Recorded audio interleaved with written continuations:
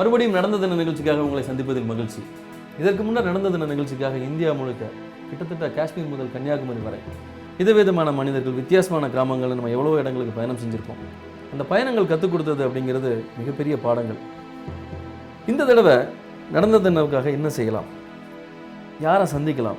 வடமாநில பத்திரிகைகளாகட்டும், வெளிநாட்டு தொலைக்காட்சிகளாகட்டும், எல்லாரும் சொல்லப்படக்கூடிய ஒரு விஷயம் என்ன அப்படின்னு சொன்னால், இந்தியாவுடைய நாக கன்னி, நாக தேவதை அப்படின்னு சொல்கிறது அந்த காஜோல் அப்படிங்கிற சிறுமியை பற்றி தான். நாகத்துக்கும் அந்த சிறுமிக்குமான பந்தங்கள் என்ன, அதுக்குள்ளே புதஞ்சிருக்கிற ரகசியம் என்ன அப்படிங்கிறத தேடி தான் இன்றைக்கி என்னுடைய பயணம். இதுக்கு நான் போக வேண்டிய தூரம் அப்படிங்கிறது ரொம்பவே அதிகமான ஒரு தூரம். நீங்களும் என் கூட வாங்க, அந்த பெண்ணுக்கும் நாகங்களுக்குமான ரகசியங்கள் என்ன அப்படிங்கிறத தெரிஞ்சுக்கலாம். உத்தரப்பிரதேச மாநிலத்தில் இருக்கிற காட்டாம்பூர் அப்படிங்கிற ஒரு ஊருக்கு நான் வந்திருக்கிறேன். இங்கே என்ன அப்படின்னு கேட்டிங்கன்னா, இங்கேருந்து ஒரு 5-6 கிலோமீட்டர் தாண்டி உள்ளே இருக்கிற ஒரு இன்டீரியரான ஒரு இடத்துல ஒரு நாக கன்னிகை இருக்கா. அதாவது இந்தியாவுடைய நாக கன்னியாக சொல்லப்படக்கூடிய காஜோல் அப்படிங்கிற ஒரு பெண்ணை தேடி தான் நான் இன்னைக்கு இங்கே வந்திருக்கேன்.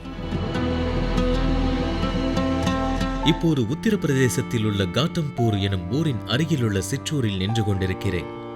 மனிதகுலம் எப்போதும் அஞ்சும், ஆனால் பார்த்தவுடன் ஈர்ப்பையும் பயத்தையும் ஏற்படுத்தும் பாம்புகளை கண்டு சற்றும் பயப்படாமல் பழகி வரும் காஜோல் எனும் ஆச்சரியமான பெண்ணை சந்திக்கவே இங்கு வந்துள்ளேன்.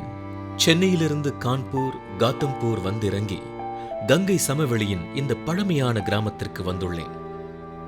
பழமை என்றால் நிஜமான பழமை. நீண்ட நேர தேடலுக்கு பிறகு வட இந்திய ஊடகங்களில் நாகக்கண்ணி என்று அழைக்கப்படும் காஜோலை அந்த ஊரை ஒட்டியுள்ள சிறு காட்டுப் பகுதிக்குள் கண்டுபிடித்தோம். ஐயா,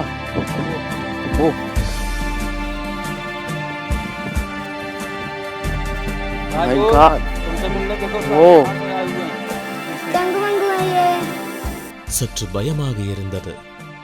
சீற்றங்களுடன் கூடிய 2 பாம்புகளுடன் நண்பனைப் போல பேசியும் விளையாடியும் கொண்டிருந்தாள் காஜோல். அருகிலேயே பாம்புகள் அடைவதற்கான மண்பகுதி அமைந்திருந்தது. எந்தவிதமான பாம்புகளும் சிறிது நேரத்திலேயே காஜோலுடன் தோழியாகி விடுமாம்.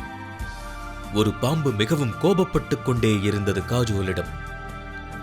காஜோல் அதை சமாதானப்படுத்திக் கொண்டே இருந்தாள். ஆனாலும் அதன் சீற்றம் தணியவில்லை. நானும் துணிச்சலை வரவழைத்துக் கொண்டு அவளை பின்தொடர்ந்து பாம்புகளின் அருகில் போனேன். நன்கு படமெடுத்து விரித்தாடியது பாம்புகள் 2. எனக்கு உள்ளூர உதறல் இருந்தாலும் காஜோலை தாண்டி வந்து கொத்தாது என்ற நம்பிக்கைதான். தான் சாப்பிட வைத்திருந்த ஆப்பிள் பழத்தை பாம்பிடம் நீட்டினாள் காஜோல். சிறிது தயங்கி தயங்கி பின்னர் ஆப்பிளை சட்டென கொத்திக் கடித்தது பாம்பு. விரலிடக்குகளிடையே கொத்தும் பாம்பு விரலை கொட்டிவிடாதா? சில சமயம் தெரியாமல் கொத்திவிடும் என்றும் அதையெல்லாம் சிறு வயதில் தாங்கிக் கொண்டுதான் பாம்புகளுடன் பழகினேன் என்கிறார் காஜோல். 3ஆவதாக ஒரு பாம்பு அங்கே வரத் தொடங்கியது. அதோடு சிறிது நேரம் விளையாடிய பின் அது போய்விட்டது. தான் 2 நாட்கள் இங்கே வந்து இவைகளோடு விளையாடவில்லை என்பதால் கோபத்தில் உள்ளன என்றாள் காஜோல். रोज सुबह लेकिन 2 दिन से नहीं आए इसलिए हमसे नाराज हैं. ஆச்சரியமா இருக்கு. இந்தியாவுடைய நாக கன்னி, நாக தேவதை எல்லாரும் சொல்லப்படக்கூடிய காஜோல் 2 நாள் இந்த பாம்பை வந்து பார்க்கல அப்படின்னால பாம்பெல்லாம் ரொம்ப கோபமா இருக்கு என் மேல. அதுதான் வந்தோடனே என் பக்கத்துல வரல, என்னை வந்து கொஞ்சம் வரமாட்டேங்குது என்கிட்ட அப்படின்னு சொல்லி சொல்றான்.